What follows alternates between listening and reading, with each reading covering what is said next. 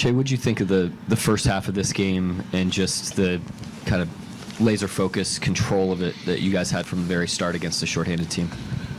Yeah, they were undermanned. We took care of business, played the right way, played our game. Yeah, like tonight was like, we were out there, we did our job, and we're going home. Looked like a layup line for you in the first quarter. Was that by design or just because Brooke and Lopez and those guys weren't there, you take advantage? How'd that work out? Yeah, I just played my game and took what the defense gave me. I guess they didn't see the emphasis to, I guess, have a low man for some plays, so I tried to take advantage of it. But yeah, they play defense. I try to be aggressive, play my game, and from there, just let the game tell me what to do. When you see some of the frontline guys out, does that kind of, it's 1 of 82, I realize, but does that take a little starch out for you, or does that matter at all to you? Doesn't matter. Woke up this morning with the opportunity to compete. That's what I tried to do today from the jump. Yeah, that's all it pretty much comes down to. I can't control those things. Every day I wake up, I worry about the things that I can't control, and my effort and my energy and my play is one of them. So that's what I focus on. Shai, we've talked a bunch this year about games like this where the other team is missing their head of the snake.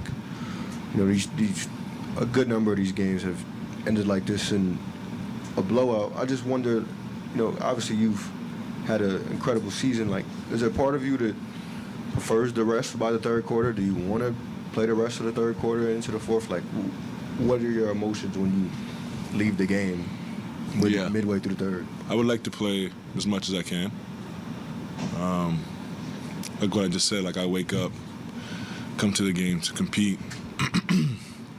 Now coach makes the decision on how much he wants me to play, but I would like to play as much as I get the opportunity to. Shai, sorry, this is unrelated to the game, but the pregame crowds for your watching warm-ups and the autograph session afterwards continues to grow. Why do you make it a point to do that? I used to be a kid and wanted autographs, and I just think, like, if I had a chance to get Kobe Bryant's autograph, for example, like, as a kid, I'd do anything for it. So I try to take a few minutes to make some kids' dream come true. This is a random question, but like, every player has a pretty regimented pregame routine. You do that for a solid 10 minutes every home game. Is that something you have to like build into your pregame routine? It just became part of it. Yeah. And I feel like once I do it, and the group of kids, the group of people that come for tomorrow's game or the next game, they're coming with the expectation to get an autograph. So I try not to let them down, and then it just turned into a thing. You mentioned Kobe, but is there any player that you got an autograph from as a kid that comes to mind? Nah, none. I didn't really I never encountered an NBA player like up close. So nah, I don't have any. Thanks. Anybody else? I don't. Go ahead, Joel. Shai, I do want to ask an unrelated question as well.